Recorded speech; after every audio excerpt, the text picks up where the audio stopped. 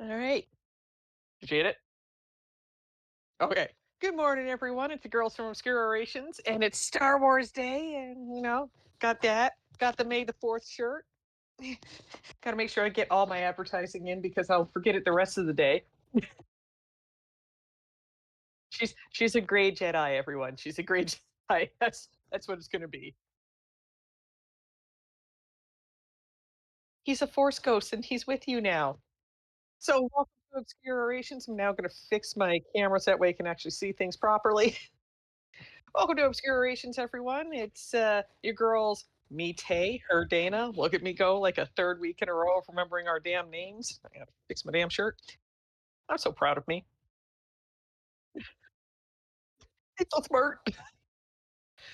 So, like we said, today is Star Wars Day, and it's going to be everything Star Wars. Dun, dun, dun. Say, Dana's been forced into it because of her husband's love of Star Wars.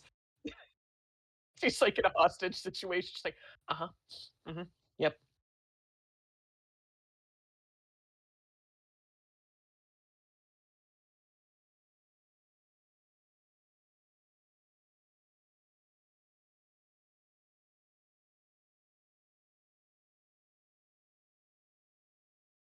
Uh, Phantom Menace? Oh, the first one, Empire Strikes Back.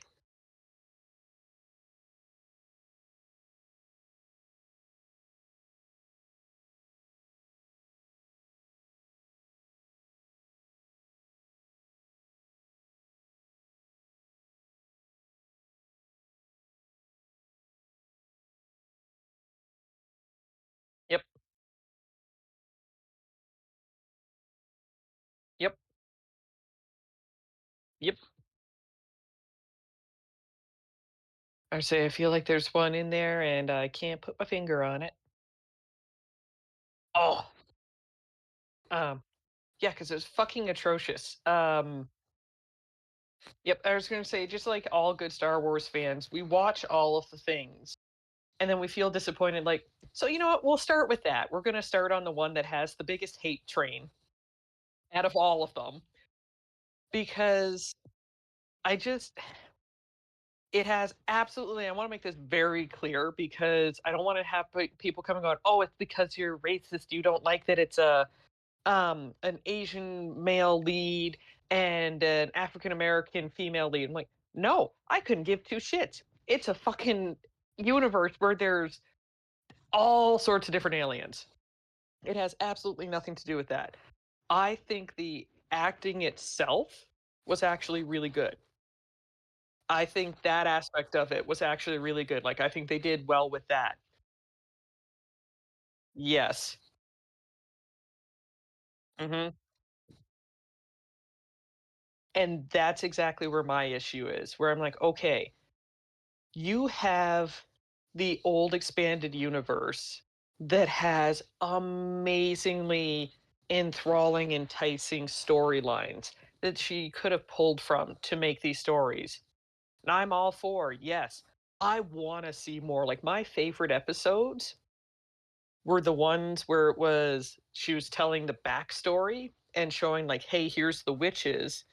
So these are more Night Sisters, but on a different planet because they separated out from the other ones. I'm like, I want no more. I want a series dedicated to the Night Sisters of Dathomir. I want to know more about their witchcraft, how they use the Force. I want to see one of them. No. Instead, we get this shit where it's half-baked ideas, and there were parts of it that were really cool. Like, I absolutely loved when, the bad guy went through and just obliterated all of the Jedi, just killing them one after another after another. That was like, that was one of my favorite parts in the entire series, where I'm like, "That is what I have wanted to see as a Star Wars fan my entire life." I'm like, "I wanna see the Sith Lord that comes through and goes, all right, well, you're all annoying me. I'm gonna kill every single one of you without even batting an eyelash. And just annihilated them. Like that was fantastic for me. That was good for me. And then you go back to horrible story writing some more, the disjointed storytelling of it that just made it so meh and then horrible by the end where I'm like, okay, there were certain parts of it. Like I have one friend who was like, I loved it. I'm like, dude, it was not good. Yes, they brought in little touches of the expanded universe, like finally having crap, what is it, cortosis for the helmet, which does interrupt lightsaber blades. So it was cool to see that kind of stuff finally be brought in, but they didn't have enough other overlapping stuff where I'm like, okay, the story of Darth Plagueis is one of the coolest. Like if you read it, you absolutely love it and how his master taught him and then how he had such a long lifespan and then it leads to Palpatine. I'm like, this shit's cool. And instead you get like a 2-second little view of him, like half his face going, I'm a spy on you. Ooh. Like that's what I get. Some creeper in the shadows watching me. It's like watching a kid. You can't see me. Exactly where you're like, wow, okay then. This was top notch. Like, okay, excuse me while I just go walk in the corner and go, I wanted it to be so good. And then it's just not. Oh, the last one that just came out, I just remembered what it was because I completely blocked that one out too. I didn't think the Acolyte is the one that I'm talking about. The one that the one that followed it, and I don't know if you guys watched it or not, was Skeleton Crew. That one makes me angry because there is absolutely no good part in it. I will die on this hill.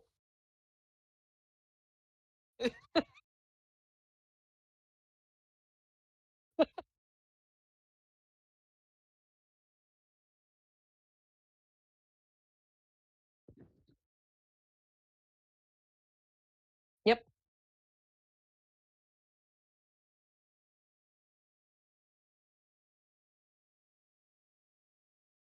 Yes.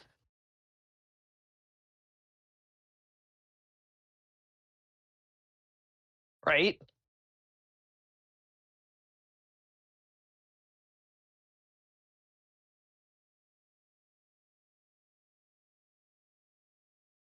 And and and not just stealing a spacecraft, but they've never touched one. No one's allowed to fly on that planet. All these different things. I'm like, there are so many issues. Like I liked the thought that they brought in some cool looking aliens that we've heard about but we've never gotten to see before. I'm like, those were really cool to see. But it was so, for me, anticlimactic. Like when you got to the end and it's just like, okay, they never really. Yep. And it's like, okay, yeah, you stop the bad guy, the rebellion, or the sorry, by that point in time, they're the New Republic. The New Republic shows up. They're like, oh, here, let us take care of this. Don't worry, we figured it all out. And like, it was just so bad. Like it should have just they should have put it into like a children's movie for Star Wars and said, okay, here you go. Make it an hour and a half long and be the Goonies, which is what they're supposed to be. It's basically supposed to be Star Wars meets the Goonies. Here you go. And it just like, don't get me wrong, I enjoyed the Goonies growing up. It was a cute little movie, but it was just that. It's a cute little movie. It didn't try to be an elongated TV series where I'm like, no, this is just annoying. I want to push them all into the acid vat and go, oh no, no one made it home. What a shame. Ah, guess we got to start fresh. Like, we're starting with the new younglings. Anakin's been through here. Oh, yes, Boba Fett. Yes.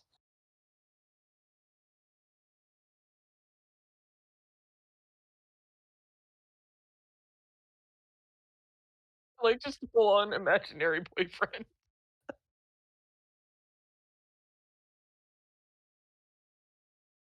Mhm,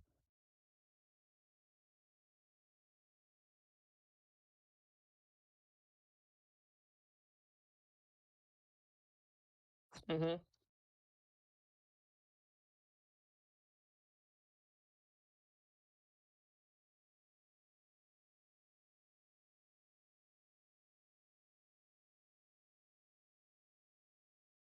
mhm.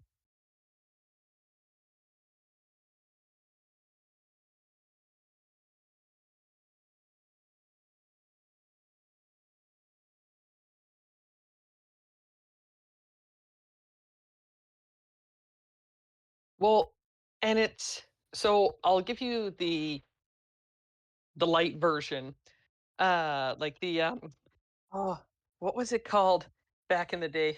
Um,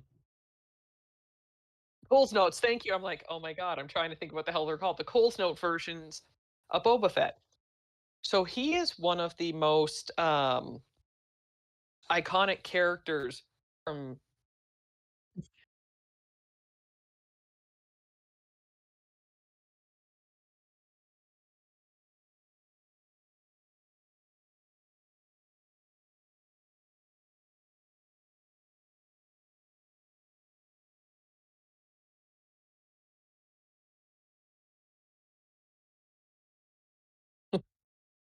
Just fill in all of the words here.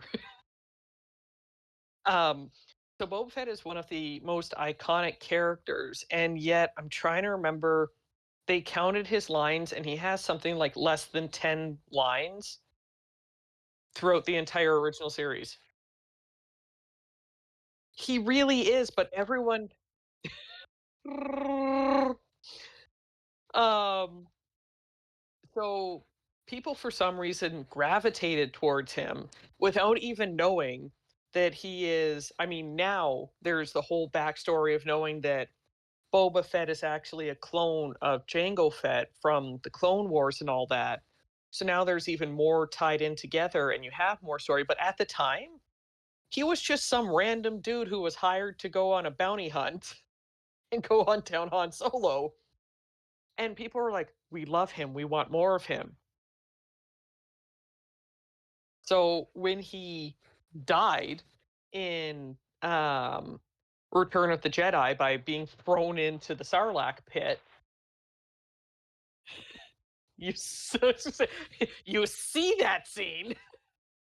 So when they did it in the old expanded universe, which is what Dave Filoni and what's his face, John Joe. Why am I blanking on his name all of a sudden? Oh my god, Favreau. Uh they are huge Star Wars nerds, so they have read all the old expanded universe books, and they loved the story of Boba Fett and how he actually survived the Sarlacc pit, shot his way out, and got free of it, and then went and became the new Mandalore and took over the Mandalorian people and all that. So when they decided to make the TV series, and they're like, okay, well, we need to make him badass. They did such a great job. It was like, oh my god, this was so cool.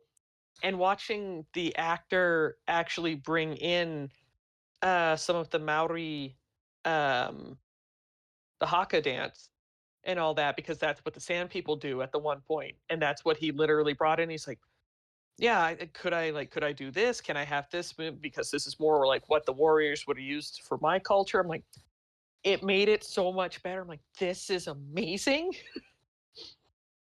and fantastic. And go Boba, killed him bitches.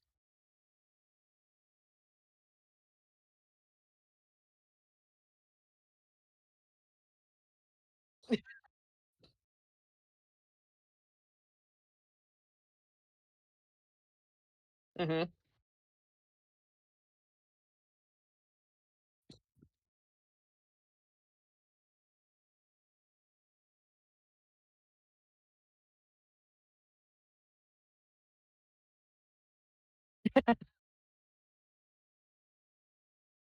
I can so see him just like,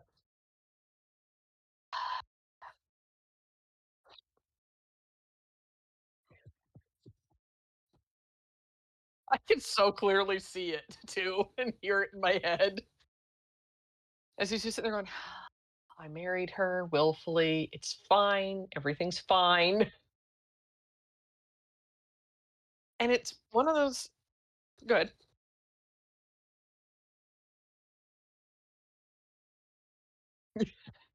This is the worst part for him. He's like, this is the worst. This is where it's the worst coming through.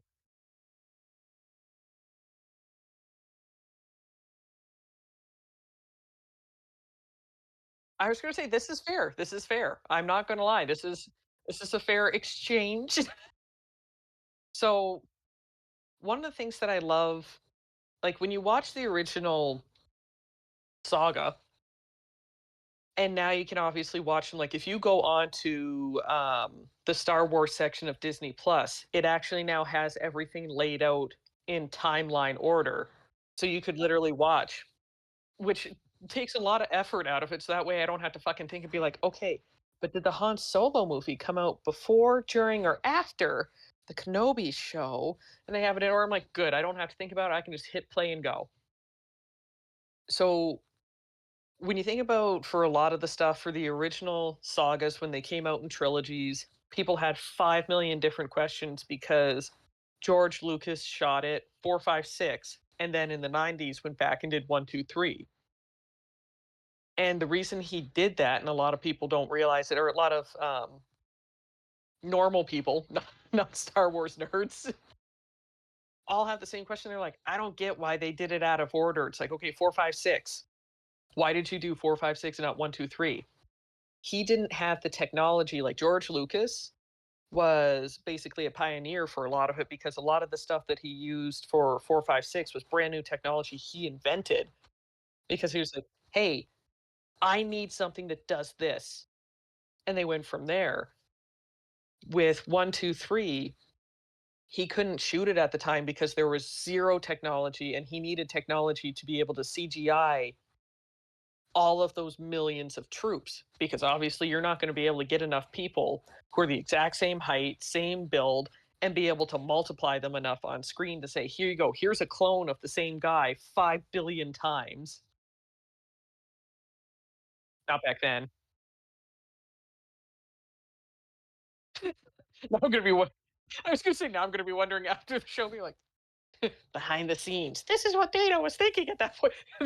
The director's commentary comes in. At this point in time, Dana was actually thinking. But she had the filter clicked in and went, nope, that is one that will get us hate mail. Removed. Um, so back then when you had a lot of the stuff, especially when you watch episodes 1, 2, 3, all of us have the same thought of, oh my god, Anakin Skywalker is such a little pussy baby. Hashtag adult language during this recording. Because he seemed like such a little whiny bitch in it. What do you mean I don't get to be a master? This is bullshit. I want to be a master. Wee, wee, wee, wee, wee.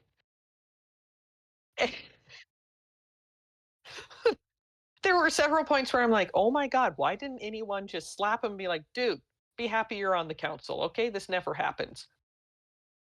But now that they have the big changer was when George Lucas and Dave Filoni made the Clone Wars, the animated series.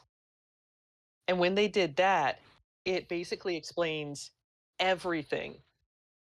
And it gives the Clone Wars, it makes the Clone Wars feel more impactful. So when you go from Attack of the Clones, which is episode 2, to Revenge of the Sith for episode 3, and you watch the series in between, you now actually understand and get why Anakin had the falling out with the Jedi Council. His Padawan was kicked off of the team. He was there for um, everything that happened. It all makes so much more sense because you watch him be a war hero.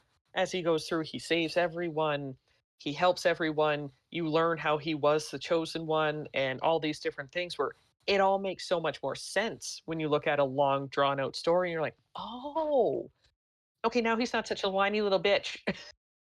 You're like, okay, I might take back some of my stop being a little whiny bitch kid. God. You're like, oh, you might have had legitimate reasoning for this. So I always love watching all of the backfill TV series like this, and obviously I absolutely love the Mandoverse. Like that, I was scared shitless when they announced The Mandalorian was coming out. I was excited but scared all at the same time. The only good part is like, oh, at least it has Pedro Pascal. But outside that, I'm like,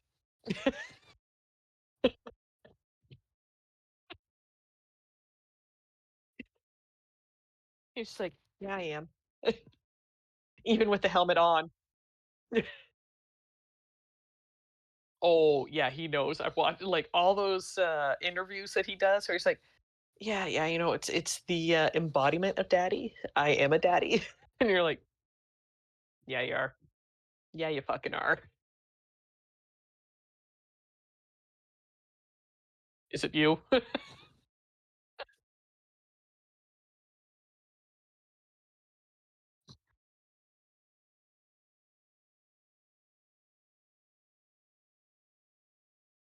Oh, okay.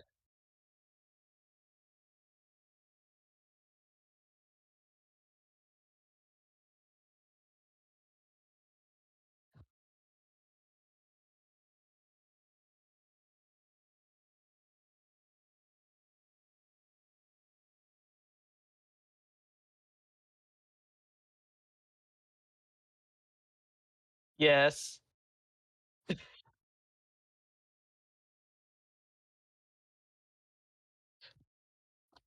You're like, yeah, mm-hmm.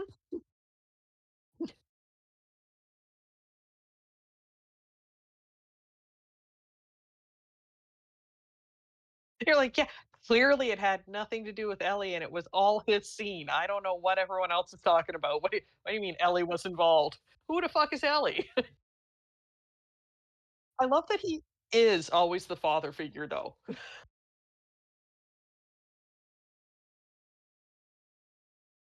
Yes. Yes, please do.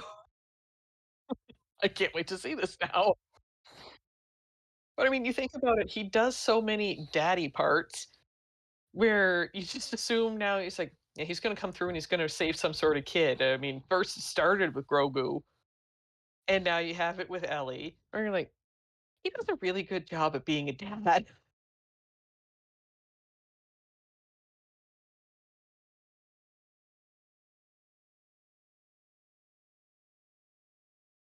I'm not 100% sure just because they do such a good job with the TV series. Like to me, the TV series is like watching miniature movies. So I'm curious what they're gonna do to turn it into an actual movie. I mean, I know that Grand Admiral Thrawn is supposed to be the main antagonist, which makes me so fucking thrilled because he has been one of my all-time favorite Star Wars villains ever created. I'm trying to think. He was made back. The original series, book series, came out in I think 79 or 81. Like it was right after. No, no, it would have been closer to the 90s because it was after. Uh, I think the Empire Strikes Back, somewhere in that timeline. Um, he started writing Grand Admiral Thrawn for after the Star Wars events, and it is such a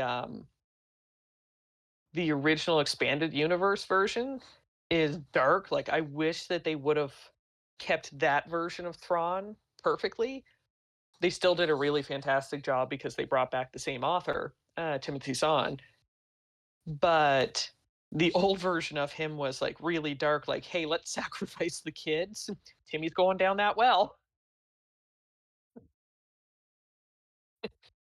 We will do whatever it takes. Yeah, we're gonna steal those twin babies that she's got.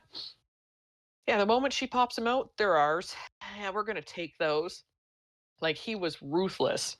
So they toned him down because that was part of what Disney demanded in order to actually still have him in the series. Was that they're like, okay, we're gonna tone him down. He's not gonna be that twisted, shall we say, and we'll keep him. So they actually did. He's one of the main antagonists, even in Star Wars Rebels. He goes through and he's just kind of like annihilating them. But I love him because he's so cool and calculating and calm as he's like, yes, we're just going to bombard this planet. Why? Well, because it will flush out the rebellion and it won't cost us anything. And based on the artwork over here, this is how they will respond. And you're like, the artwork? Yes, based on the artwork that I've seen and their dancing and their culture, this is how they're going to respond. And he's right. I'm like, that is good. And now I'm worried about Grogu and Mando. Like, okay, I don't really have a full on culture per se.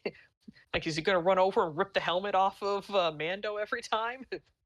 Ah, now you got to go back and do your cleansing again.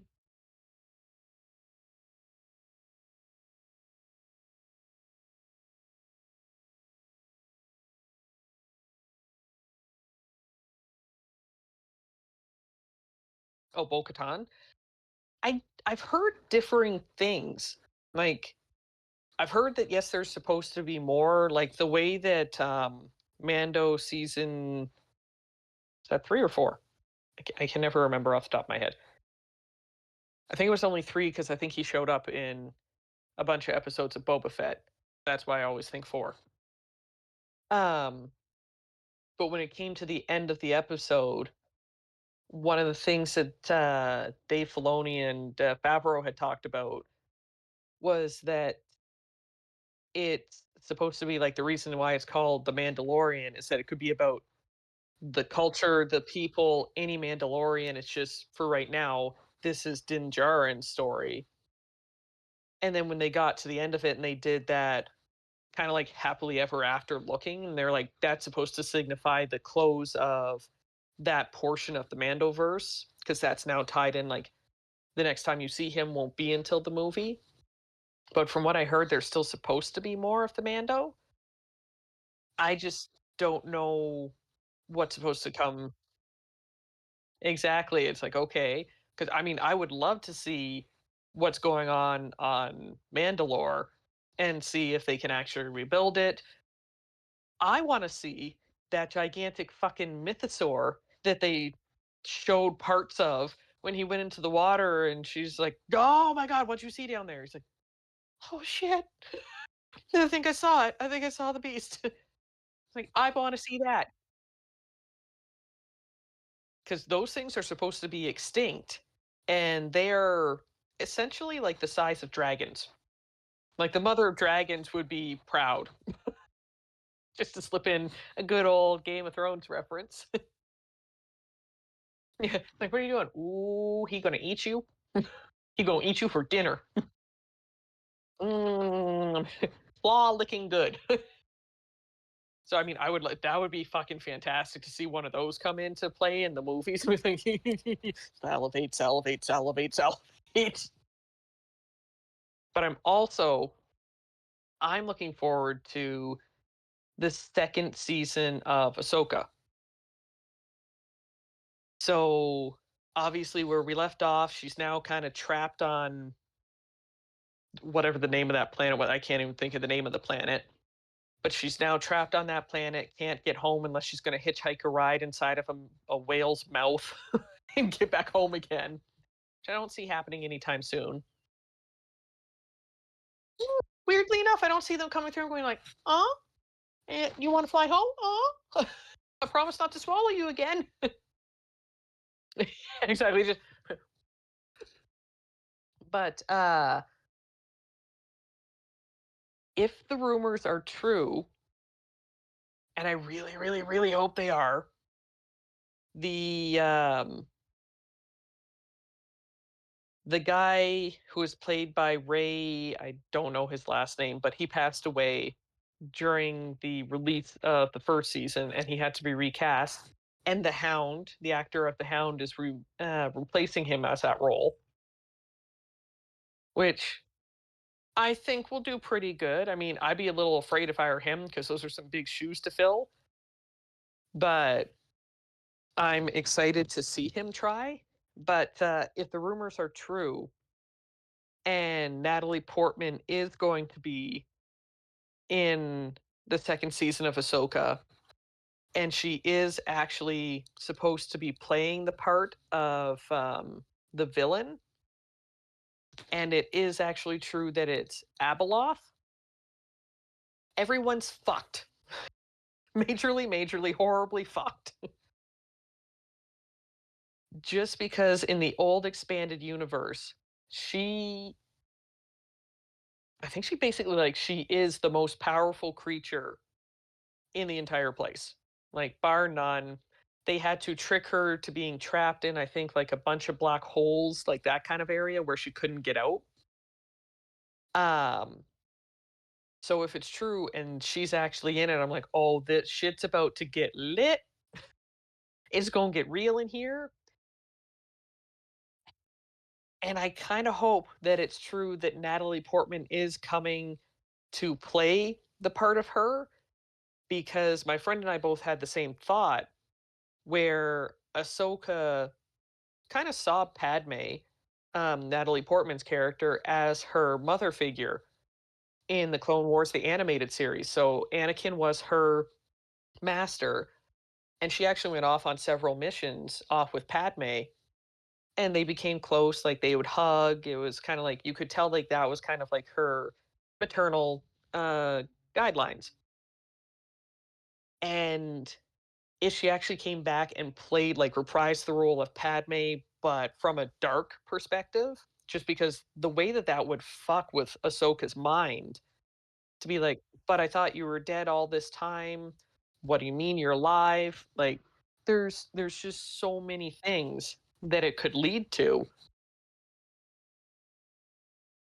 Ugh, that's right. Did you not grab refreshments before you sat down? That moment where you're like, come on, use the force, use the force, use the force.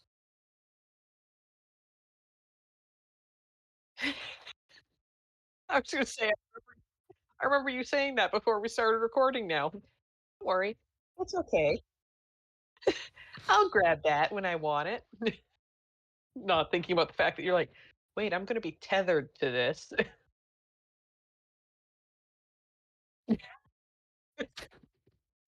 Help me, sir. I'm parched. I need some water. I went to Tatooine. I've been tried out like mummy.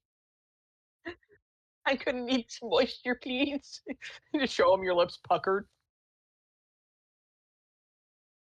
What really sucks is when you can feel your hair and like just a single little piece of hair. Yeah, and it touches you and then you freak out. Like I legit freaked out Friday at lunch at work because I felt it and I like kind of grabbed it, but I must have grabbed it in a weird way because as I grabbed it and pulled, all of a sudden it felt like there was like it was a spider running up my neck. So then I freaked out. So then I 100% spazzed. My one friend looked at me. She's like, "What the fuck was that?" It's like it was a hair. It's okay. And she looked at me. You thought it was a spider, didn't you? I did. I did, in fact, think it was a spider. That is it. Can I say that that one episode? I think it's. I want to say season 2 of The Mandalorian, somewhere in there, when he crash lands on that icy planet, and he's trying to transport the frog lady. That actually, but wait, I have the Funko Pop from it, where this one won't stop eating her damn baby eggs. But when he crash lands on that planet that's icy, and then she goes in and they're just kind of hanging out the hot springs, and then the fucking space spiders come out. I was a little baby, like that was, I freaked out at the space spiders 100%. It's like, what are you doing? Huh? Set it all on fire. This is not a world I want to live on. But it's so nice. Nope. The whole reason why I kind of like it up north here is that when winter comes, it makes it so cold that all the bugs go back to hell.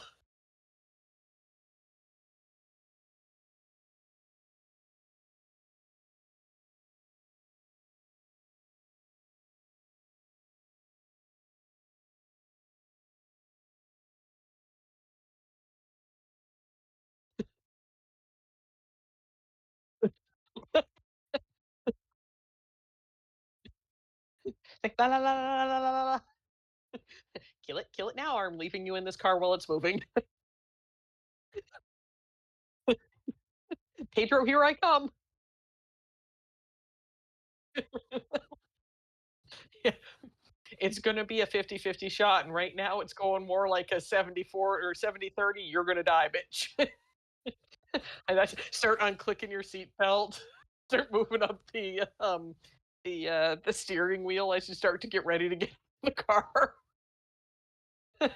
You have your choice, Norm. 80%, 90, 95. That's it. I'm out of the car. Oh, well, I would really hope so. Like Indiana Jones and the the Last Crusade. He chose wisely. Right at that last minute, he chose wisely. Woo! Right? As a random. Okay, so let's see. Ooh, okay. I've been waiting. I've been holding this in and waiting for this opportunity. So I think it was 2 weeks ago, was Star Wars Celebration, and this year it was held in Japan. So there wasn't a lot of media leaks during it. Now there's been more releases since it. I'm still curious about this one part where, according to the report, they're like, "Oh, fans have been asking for this for years, and it's finally happening." Um, Ryan Gosling is joining the Star Wars universe. And that was my face when I saw. I'm like, that's what I said. I'm like, I don't know. No, I like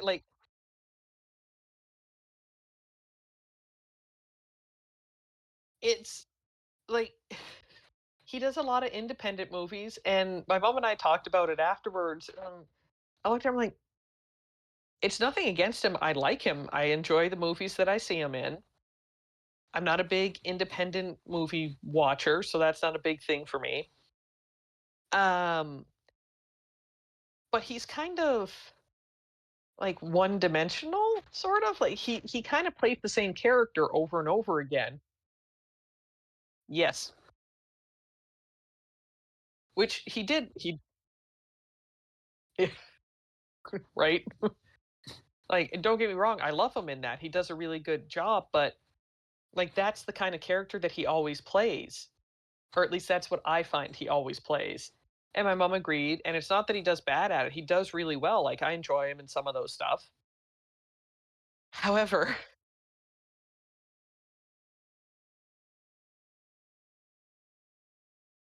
that that was kind of my feeling with it where I'm like, okay, I mean, I'll still watch whatever he's going to be in. I'm just skeptical about it. However, the the part the part that I wanted to ask you and how you feel about it is, did you see the part that was announced that your favorite person's going to be in the universe? Now to see if she figures out who it is.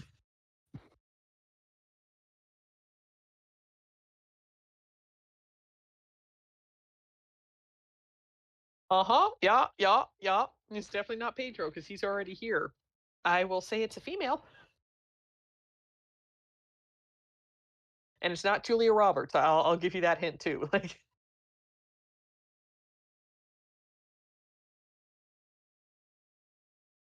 yep.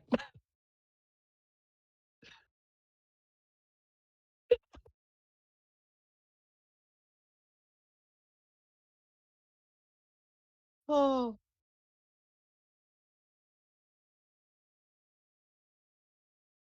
I mean,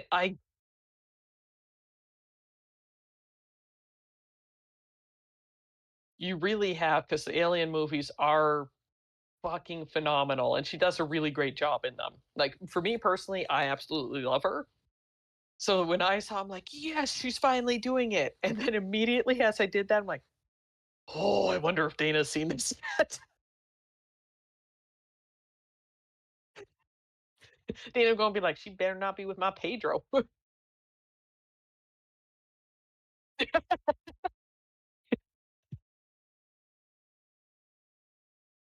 see, to see you pull up. Get in, bitch. We're going to Hollywood. Why? Get in. No questions.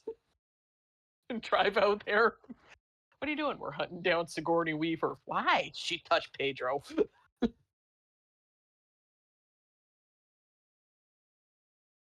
Has he ever dated anyone? Like, I've never seen anything about who he's dated.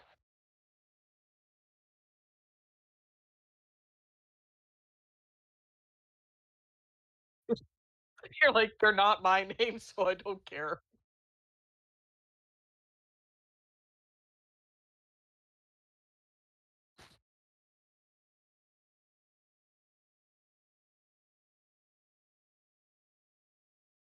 Hmm. So like that's one of those things that I I mean, I don't pay close enough attention. See, and to me it's not even like I don't think that he's gay or straight. I think he just doesn't care. Like he gives that vibe of if he's interested in the person or is yeah, I say that's my thought where it's like just the way that he kind of holds himself and how he's spoken about things. It just kind of has that feel to it where it's a, you know what, love who you're going to love that makes you happy. So that's just, I mean, I could be completely wrong. Obviously, I don't know him personally, or if I did and I was hiding that from Dana, I'm pretty sure I would turn into Timmy. I would be down the well, a rock strapped to my ankle.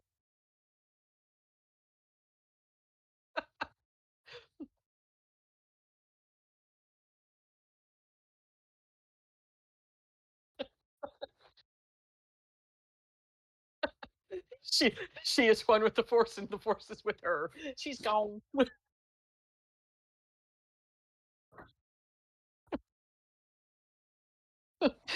I had this secret in this entire time, and I just hear she doesn't know. I mean, like, look how much she loves you. Oh no, I don't think it's time to tell her yet. It's just, one more, and then all of a sudden it'd be one of those moments of it. Then got to be too late, and I was in too deep, and I just have to hide it forever. Started off as one day at a time. 5 years later, oh no.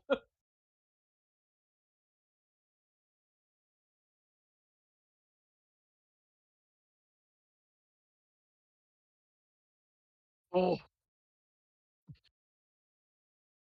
I would.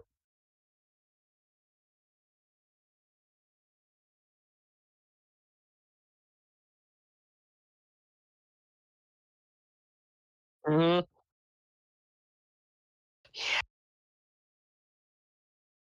Yeah, filler. We would have taken filler.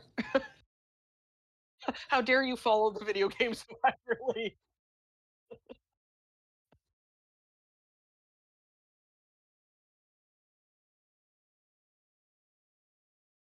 Oh, yep.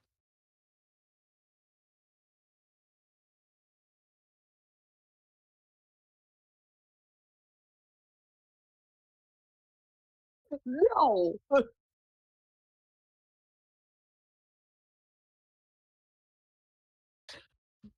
it's gonna be bad.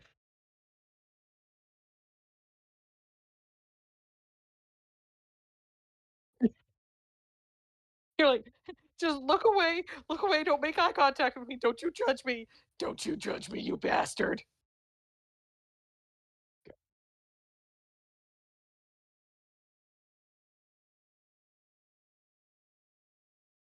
He, oh, yes.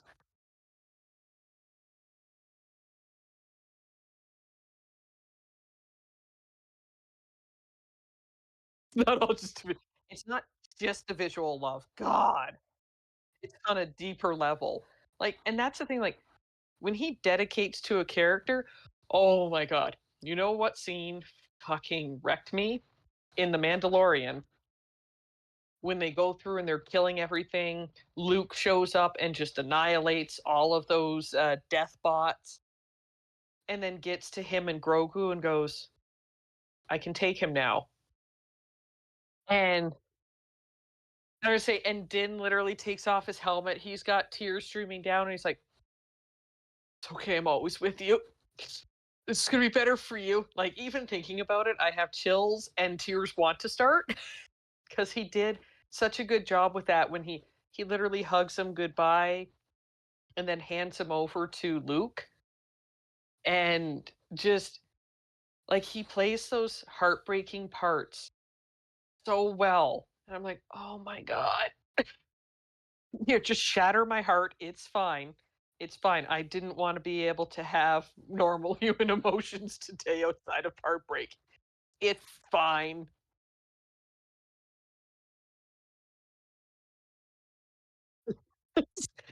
It's fine. What do you want to really cry about? Just watch Pedro Pascal try and protect everyone he loves and always ends up dead. It's fine. And so this would be months ago now. As you all know, we do play D&D. And just as a quick little hook in to say that yes, it's technically related, sort of. Yes, you can actually play Star Wars D&D. There is a website that actually lets you do it. It's a pain in the ass, but it's fun. Um, I, I do have stuff that will be in future campaigns. And one of the people that I created literally used AI art to make this.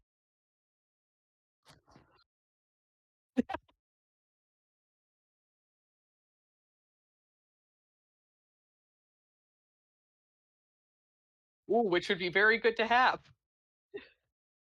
So I created some of the stuff. Like, there's stuff that I'm working to put together for backstories for all of them, and creating characters for the one that will end up being. It started off as like it was going to be a short campaign, but now the more that I've added to it, I'm like, I think it'll take me time, but I think I'll actually be able to make it into a full blown self made campaign for all of you guys. I'm like, I need hooks to bring them in. And just randomly, I'm like, Pedro Pascal, but in D&D,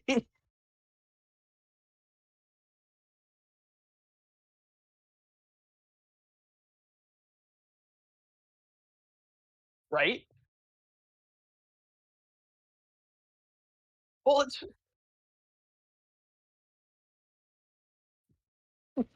shot, shot, shot, shot, shot, shots. Like, that's the amazing thing when you look at so many of the storylines that happen. Like, there's a bunch of pre-made storylines that you can play that are available from Wizards of the Coast, and then you go from there. And I finally today remembered to send BC, her son, the link to a website that's called, I think it's dungeonmasterguilds.com, something to that effect. And it's got like freaking thousands of different things that you can have that either is expansions onto the pre-made things that we already have, like the Waterdeep. A few of them are actually expansions that I have for like the little side quests that you guys have had. And then there's a whole bunch of just one shots, completely different campaigns that if you want, hey, pay. Some of them are pay whatever you want, you can get them. Some of them are free. Some of them are 15 to like $20. And it's all like, it has all the details. You get it, you print it off, you can run the things. So I sent it to BC because I had told him before, I'm like, okay, yeah, you know what? I think that you could do, like, I think he could run a good table. So if he ever wants to try it. And he was like, oh, I don't know if I could create my own thing. I'm like, you know what? I'll send you a link. And this was weeks ago and I forgot. To a website that you could use that will actually help you. Like, you can purchase one shots, you can buy entire campaigns that if you're not sure how you want to do it or play it, I have the DM book. I can help you set it up, kind of stuff. I can teach you how to do all of it. And here it is kind of laid out for you.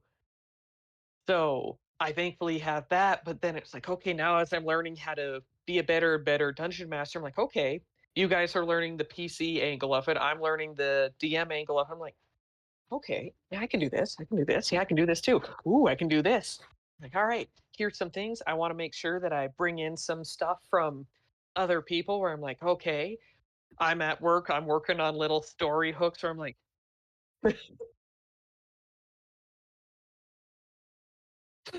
people just see me rolling dice. That's the option I'm going to go with. Roll again on that one too. I'm doing all of my checks. See, that's at least the good thing is that I make sure that I'm still hitting hitting my targets. I'm printing. I'm checking every 15 minutes. I do the check. I'm like, I got 15 minutes. Start writing down things frantically as I'm like, I got 15 minutes. Get these thoughts out of my head now. I'm like, okay, I've got all this. But then, like I said, some of it I've created the characters. The one for Pedro Pascal was 100%. Like, need something that will lure Dana and Pedro.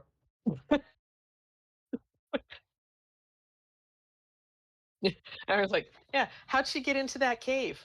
Well, she saw this guy who looks a little older, got some gray in there. Yeah, kind of has a kind of has a smoldy look to him. He walks by and he goes, "I'm a zaddy," and she ran right into that cave.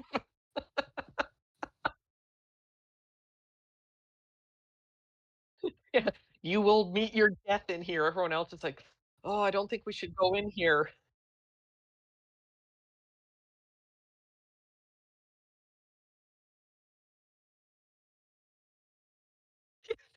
I was, I, you, yeah, I was gonna say, you only need 4 hours of meditating. You're done. After that, then you're like, I got a bunch of free hours during this night. What you doing, Pedro?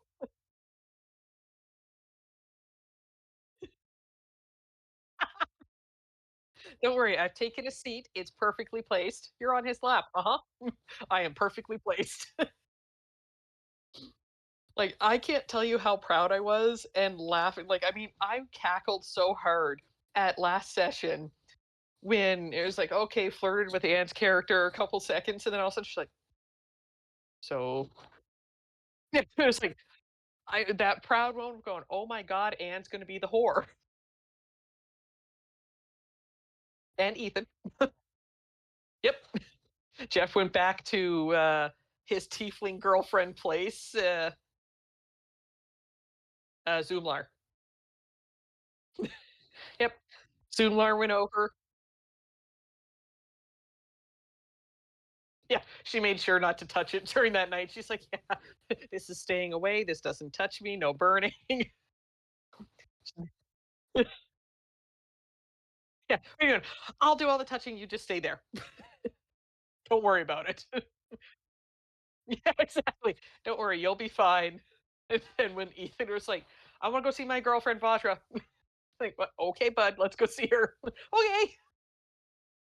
So, yeah, three of them got laid. It's like, there we go. Now you know you got a good campaign. Mm-hmm. Uh, and and I finally learned something with because I've been playing around with the D&D stuff, learning how to do stat blocks and all that. And then I ended up realizing like I bought an expansion on the roll 20 so that way I could add in some other tokens that just come pre-made for that specific story. And I was trying to add it. I'm like, what the fuck? I can't add it anywhere in here. I don't have the option. So then I went through and I'm like, hold on.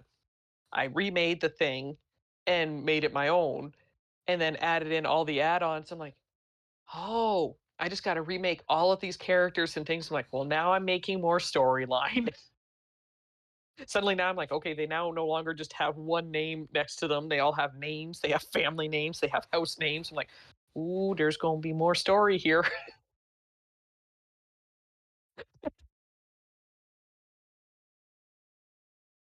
That's the next thing.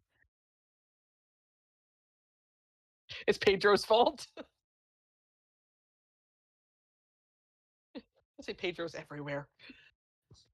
It's oh that's and you know what? That's I just thought as I was looking inside of my like no one will understand this, but I have two bins that are filled with Star Wars action figures.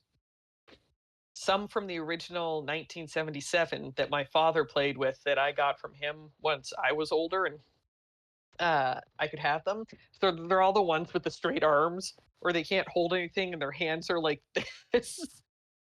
They're like, okay, let's go. And then I have the 1990s versions where they all took steroids and they all have gigantic muscles, pecs out to here.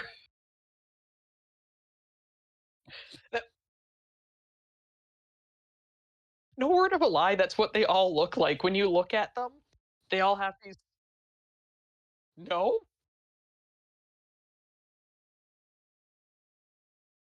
I remember that.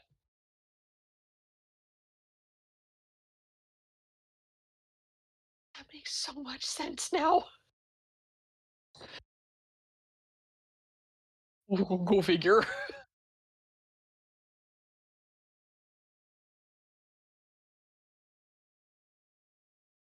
That all makes so much more sense.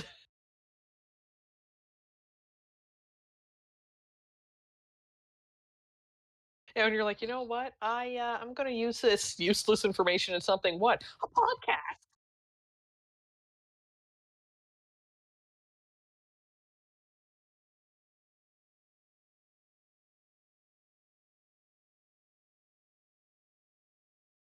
Mm. Walk it in. Yeah.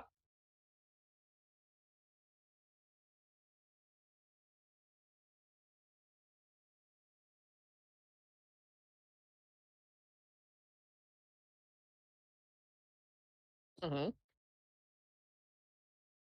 Oh yeah, yeah, yeah.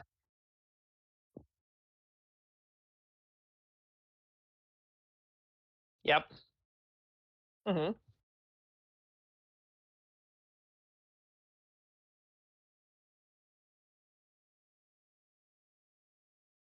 Oh, I never would have even thought of that or made that connection. Da-na-na. Yep. Hmm.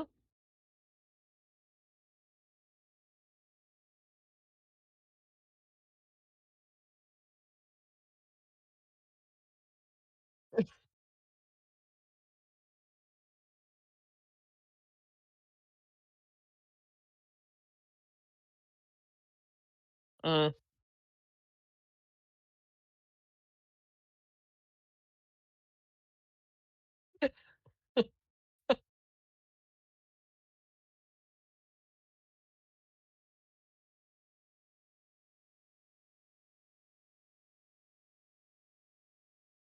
Well, it was like so obviously as we talked about last weekend, my mom and I did the rewatch of Dexter. And because there had been 13 years between when we originally watched it and now, we hadn't noticed that the actress that plays Hannah in Dexter is the actress who plays Serena Joy in The Handmaid's Tales. And at the time, I hadn't known that she was the same actress who voices Miranda Lawson in my Mass Effect games. I was like, dude, there's like, doo doo doo doo doo doo doo doo. Everything coming together. We're like, right? Like, everything starts making more sense where it's like, holy shit. Now it's all making more sense. I'm like, oh,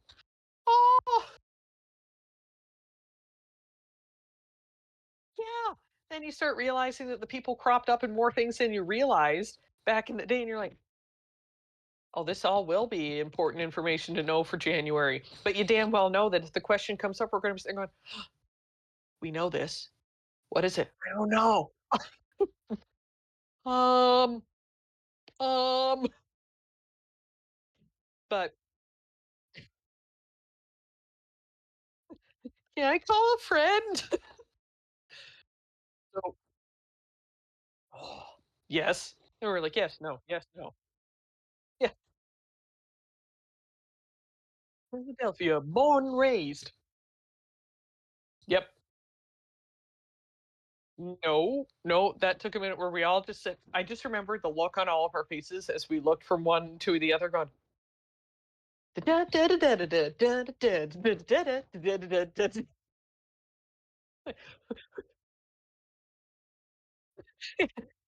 Hillary. Like, I'm thinking of all of these people, all of the names. I'm like, I don't know. Oh, shit. But I was going to say, to the topic of Star Wars, I forgot that one of my favorite, outside of like Star Wars, the Clone Wars animated series, by far my favorite one that they have, but a close second that I actually loved pretty damn close was the Bad Batch. And I even have my favorite character from it because I think I identified with him, and it was Rika. Like, he is the epitome of a barbarian. Like when you're looking at, haha, this is how we connect D&D to Star Wars. Boom, connection. Yeah, you know what? That is what his face mask looks like. And yet, when you meet the character, so in the Bad Batch, the reason that the show was made is they were actually supposed to be a story arc in the original the Clone Wars, but then Disney ruined everything and said, no, we're not doing that. And then ended up giving them their own series, which was phenomenal. Um, but the thing that makes them the Bad Batch is that they're 99.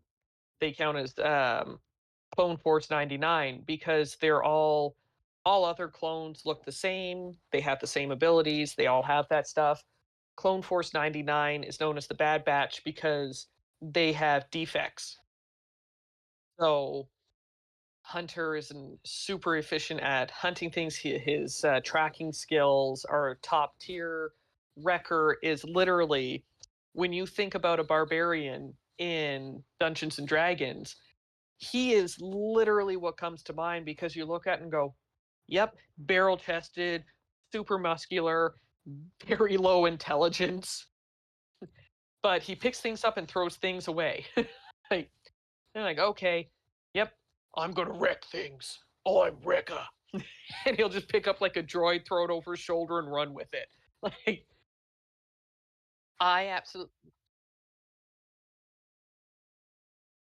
Um, I've played like little bits and pieces, but never fully.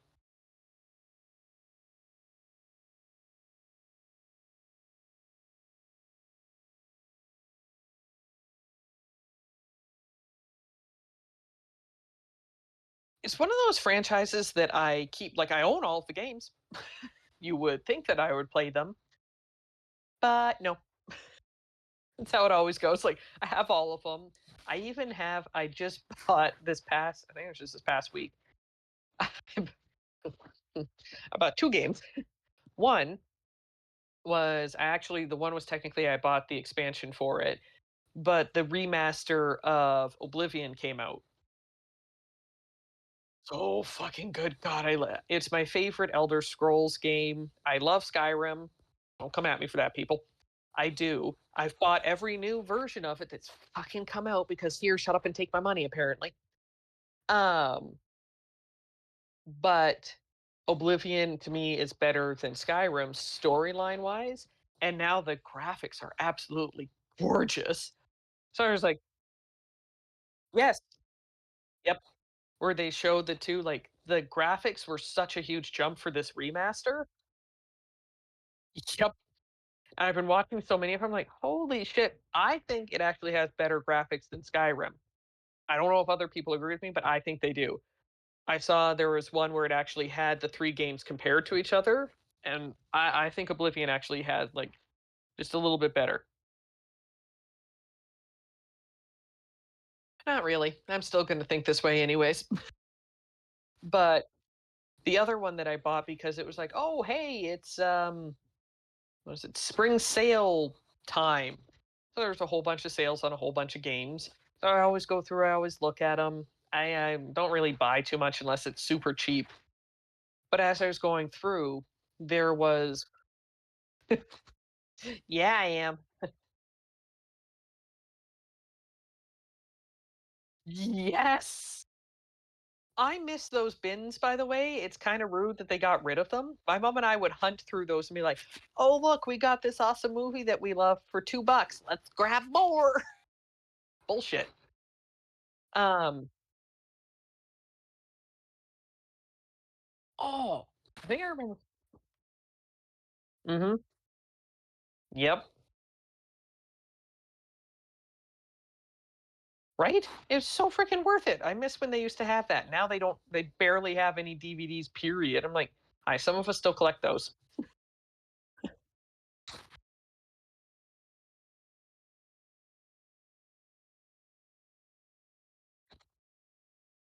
Like, oh my God, yes. Everyone with the I stream all of that. It's like, okay, whoop de doo. So do I. But what happens? Like, COVID should have taught everyone the same thing. Hey, yeah, you can stream it, but what happens if the internet goes down? Because it did for me, and I couldn't watch Diddly Squat. So I went through all my DVDs and we just started watching them one after another. So all of you.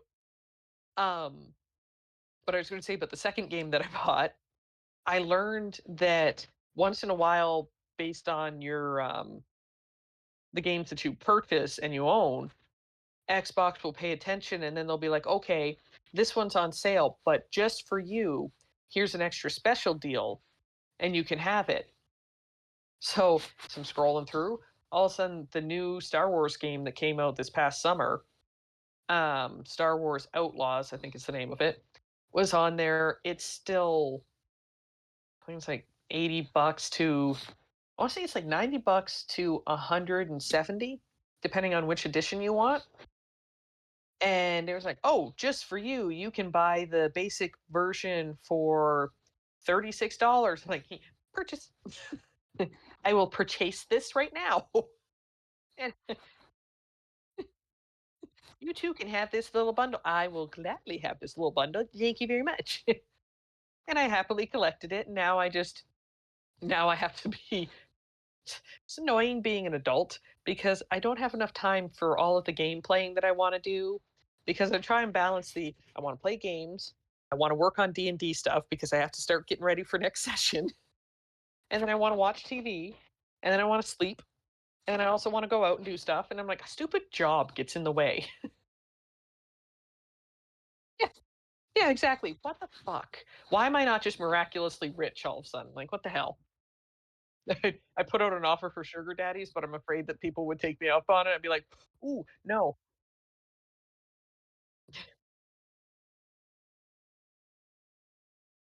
Mhm.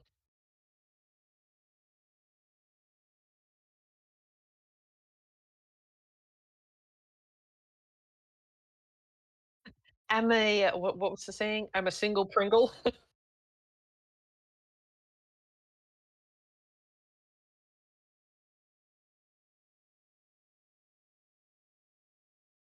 Yep.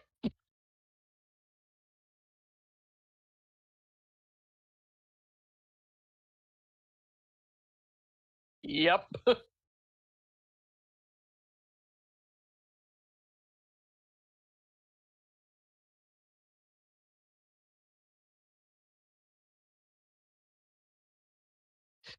If you want to legitimately send us the money, then you go ahead and you legitimately send us the money. We will take the Cash App, send it on over.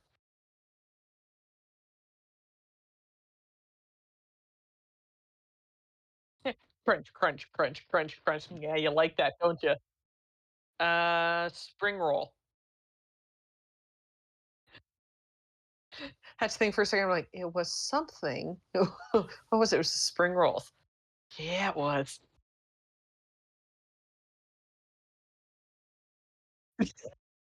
What is wrong with that cookie's face?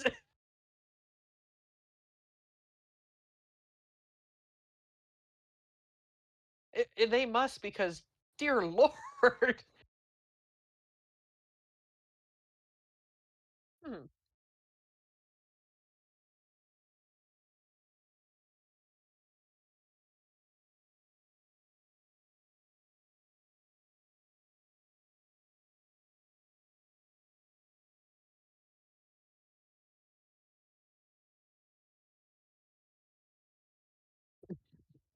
Yeah. What were you looking at? And you're like,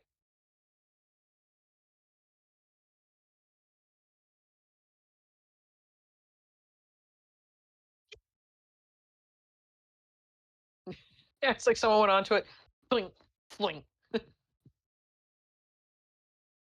Yes, exactly. They're like, you know what? This is adding a personal touch. We're just going to do it like this. Ooh. As you take a bite, you're like, I taste people. Instead of I see dead people, I taste people. Like, they're fine. It's fine. Everything's fine. Just eat the damn thing. It's fine. Everything's fine. Oh, it's fine. So yes, I think that can bring our May the Fourth be with you episode to a close. I was gonna say, what is this?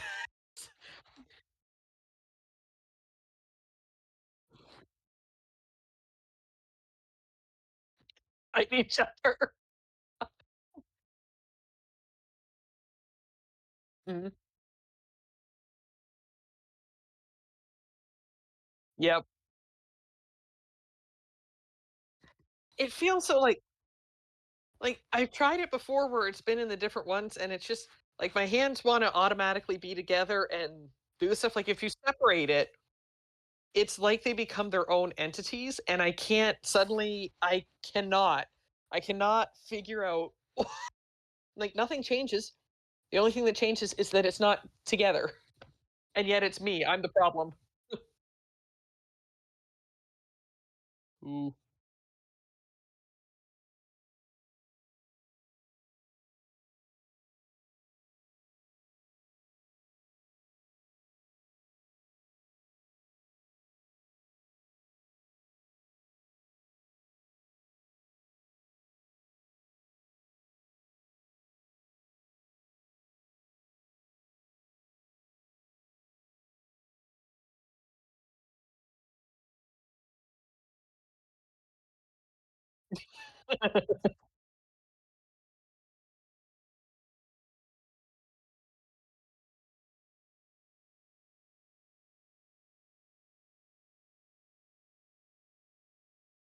I mean, mhm.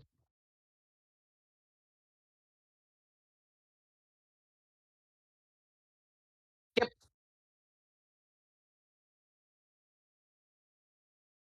Oh.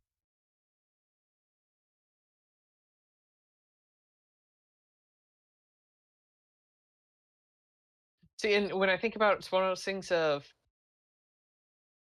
it depending on what it is, certain things I didn't know growing up until this was in grade school.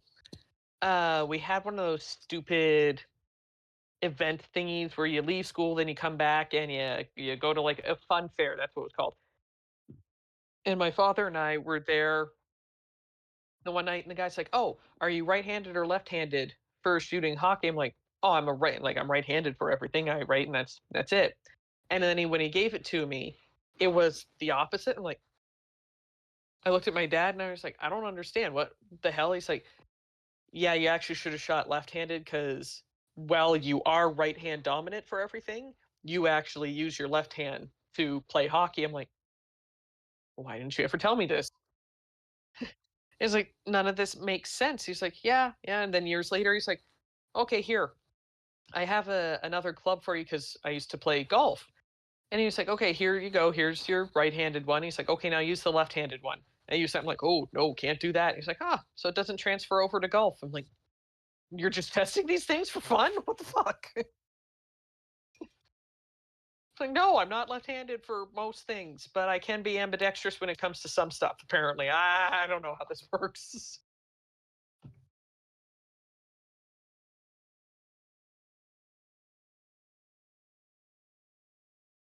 Like, is this it? Is this it? That moment where you're sitting there looking and going, you remember that we're doing the podcast, right? Like, you spent an hour trying to set this up for us, remember?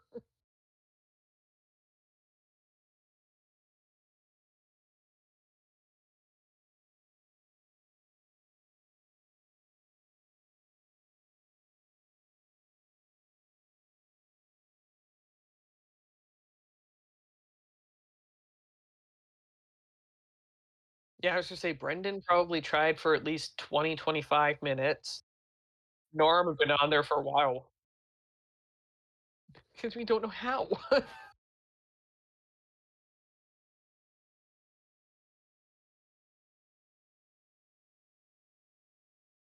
Thank the gods for them because otherwise we'd be sitting there going, "What are you using?" We don't know. Start going back. They deleted Skype. Yeah, that still makes me mad. Like, kind of rude of you to delete Skype from existence and say, "Oh, here you can use Teams. It's the exact same." Oh, you can't do all this stuff that you could do on Skype though. You got to pay for that. Like, okay, well, don't lie to me then.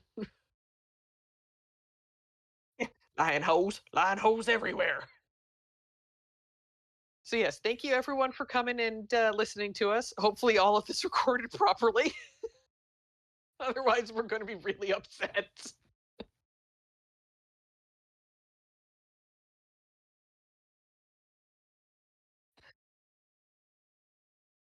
Oh yeah,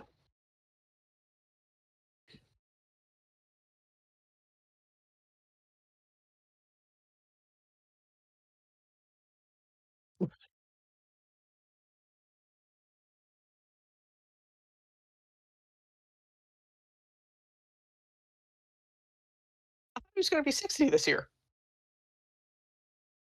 Oh, so he's only 58, going to be 59. Oh, okay. Oh, okay. You and Jeff had both said saying that he's almost 60, that he's going to be turning 60 this year, and it's like, oh, okay. That was my thought. I'm like, are we not doing a big party for? Damn, that's kind of cold. That's ice cold, yo. That's ice cold.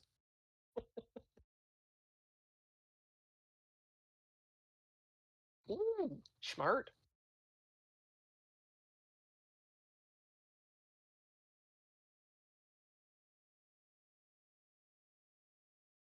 14th. I'm the 14th. You're close.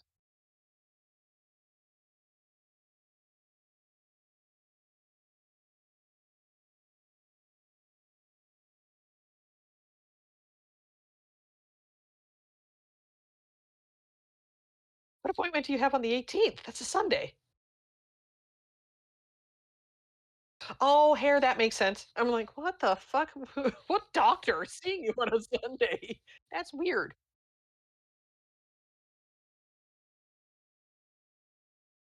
Or anything important. It's nothing important. Gotta look all nice and be like, ah, hi.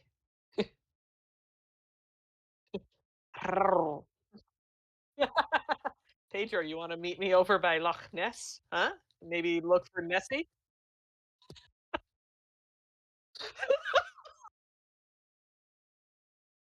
May the fourth be with you.